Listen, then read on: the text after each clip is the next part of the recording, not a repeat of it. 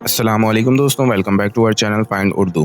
Liable liable का मतलब है जिम्मेदार या जवाबदेह।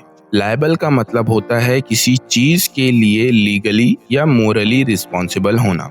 ये अक्सर सिचुएशंस में यूज होता है जहां किसी शख्स को अपने एक्शंस के कॉन्सिक्वेंसेस के लिए जवाबदेह बनाया जाता है। इसका मतलब किसी चीज के होने के चांसेस को एक्सप्रेस करना भी हो सकता है, जैसे ही is liable to make mistakes.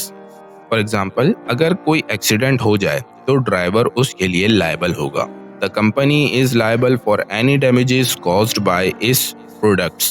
Company अपने प्रोडक्ट्स से होने वाले किसी भी नुकसान के लिए जिम्मेदार है।